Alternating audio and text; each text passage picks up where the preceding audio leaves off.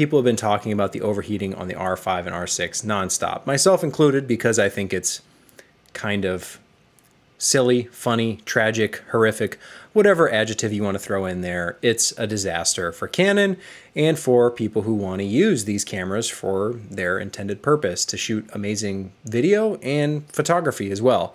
These cameras should be everything you would ever want and hope for in a camera based on the specs, but they are plagued with overheating issues. And I know it's beating a dead horse at this point, but the thing is, up until this point, most people have been just talking about these issues existing and being part of the cameras. They overheat, but really not explaining why they overheat. It's been kind of chalked up to, well, they're really powerful cameras, they're doing a lot of amazing things, so they just get too hot, and so obviously they have to put software timers in there to make sure that the camera doesn't melt.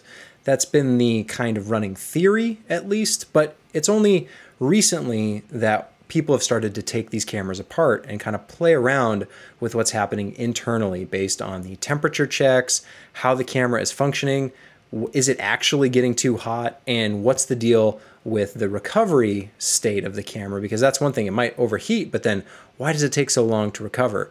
Now we're finally starting to get the information as to like why these things may be in place, and it's looking worse and worse for Canon as we discover everything that's kind of wrong with the R5 and likely the R6 for that matter. Let's pop over to EOS HD and let's look at his recent article where he talks about testing the R5, and based on his tests, he thinks it's a fake timer, basically a software mechanism put in place to restrict your ability to use the camera. It has nothing to do with the actual dangers of the camera getting too hot, and the recovery times also seem to be kind of fabricated. So let's look at this. This is Andrew Reed over at EOS HD, and he says, in this test, we will probe his Canon R5's actual internal temperature in Celsius, as reported by the firmware. He does it in Celsius. I'll try and translate to Fahrenheit, just so we have kind of a little bit of a temperature for everybody. So he wants to know, is the overheating real or fake? So he's working with a kind of software partner, and they've tapped into the Canon API where they're basically communicating with the camera. This isn't a hack. This is the actual API that Canon has released. So totally legit, getting actual data from the camera. He goes on to explain that the camera doesn't give necessarily exact temperature readings over the API. It just does these kind of checksums as like normal, and everything's working well. But it's stored in the JPEG EXIF data that the temperature, the internal temperature, is stored in the JPEG EXIF data, which is kind of interesting. So it's all of that, looking at all that information, compiling it together, and seeing what comes of it.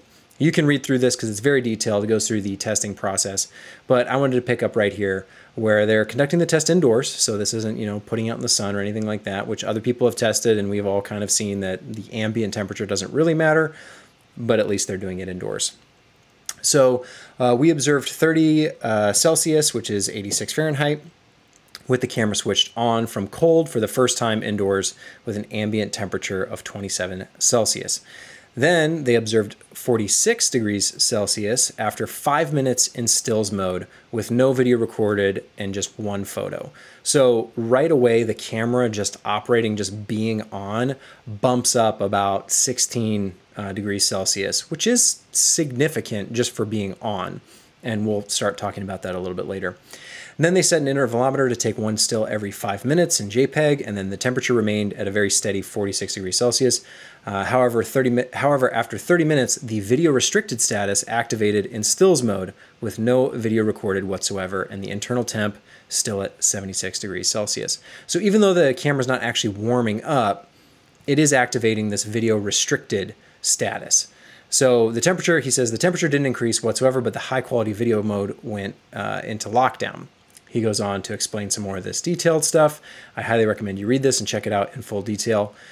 But basically, he goes on to say that the camera, it's still, you know, kind of only 46 degrees Celsius. It did heat up at one point to around 67 degrees Celsius, but then cooled right back down. And the point being is that even if this is warming up, it should be cooling back down relatively quickly. And in his testing, it shows that it's not the case. The temperature actually like even it's not really reading the temperature off of the internal electronic components in the camera. It's basically just saying, no, it overheated, you got to wait, which is what a lot of people are being frustrated with. They're trying basically everything to keep the camera cool, and it doesn't really work that way. It seems more like a timer, some kind of software firmware limitation has been put in place to make sure that you can't use these high-end features that, that's why a big reason a lot of people would want the R5 at least. I can't say that's the only reason people buy the camera. Obviously, you have photographers who just want to take pictures, but there are a lot of people who would like the nice video features on the R5, and it basically just doesn't let you do it.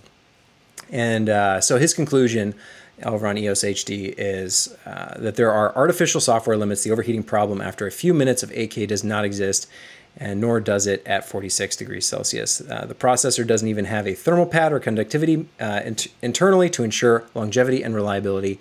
It's another smoking gun. He finds it unethical. He basically says, as it stands, he believes that Canon is lying to their customers. So I want to talk about this and break it apart because there's some things that you could criticize the testing with. You could say, well, the sensor, the temperature readings might not be from the actual component that's getting too hot. It could be somewhere else in the camera, and so it's registering that it's warm, but somewhere else inside the camera where it's not actually getting the reading from, that's what's really, really hot and dangerously hot. Also, he talks about the levels of what is dangerous for a camera, like how hot can it get? And this would vary from manufacturer to manufacturer, what materials they're using, how the parts are assembled. I don't want to draw any conclusions and say, oh yes, it should be able to operate up to 90 degrees Celsius or whatever, because that's really, really hot. Andrew over on EOS HD says that most computer parts should be fine at that temperature, but I don't even want to go that far. I just want to say there are some things you could pick apart the test, but what's most interesting is the recovery times, being that it doesn't actually matter. He's doing testing, pulling the temperature from the camera as it's taking photos and then reading back to the card with the JPEG files, reading that temperature, and it cools down really, really quick. But yet the camera still says that it's overheating and you have to wait and wait and wait and wait and wait before you can ever record again. This is really interesting considering over on Canon rumors, if we want to head over there, the latest rumor that everybody's got their fingers crossed for is that there may be some kind of R5 firmware update coming soon. And they're maybe going to be adding raw cinema light, like cinema raw light, to the 8K recording, which would reduce those file sizes, which would be a nice thing to have. Addition of C-Log 3, okay, these things have existed, but I guess they could be implemented in the R5.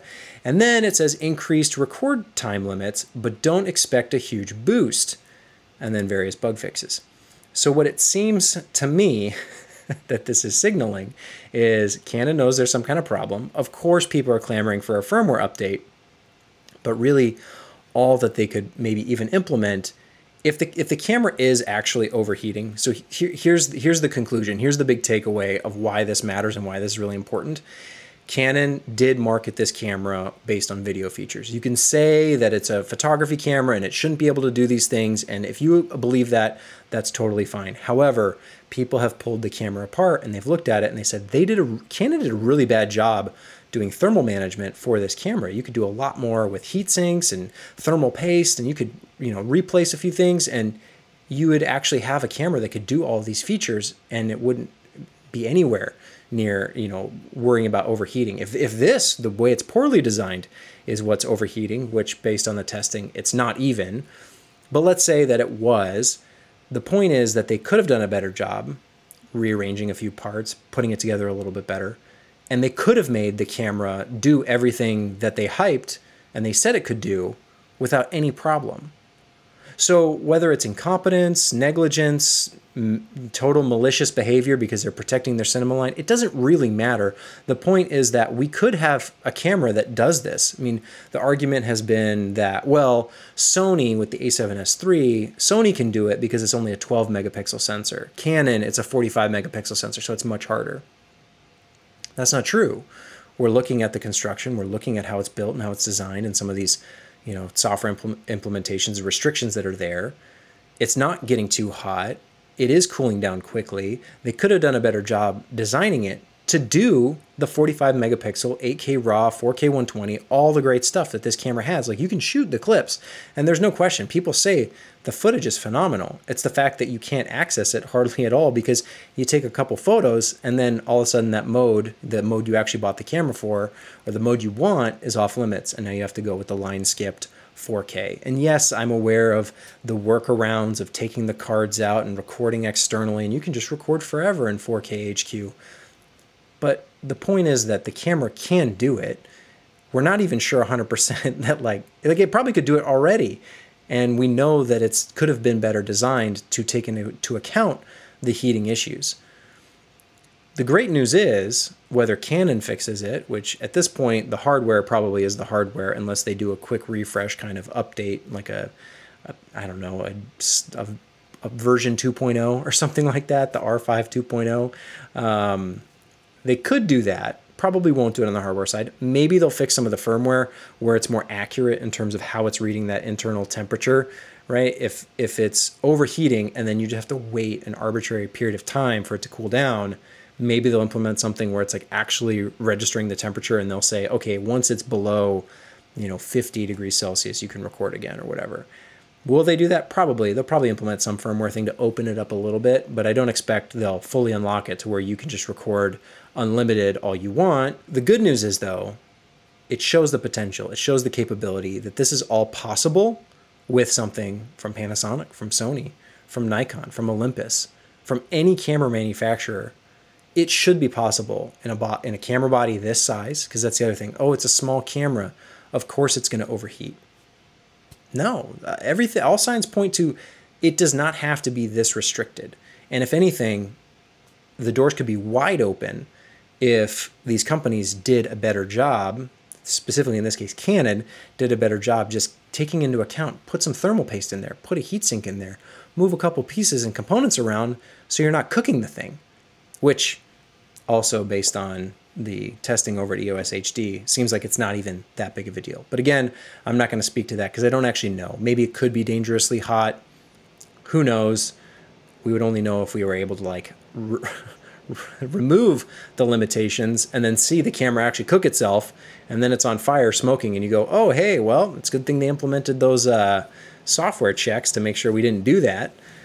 Really, you're going to have a lot of people trying to break this camera, break it apart, see what workarounds there are, how to bypass the software so we can get the most out of it. It's just unfortunate that it's up to the customers to do this when it's looking pretty obvious that Canon could have done it from the beginning and made an exceptional camera.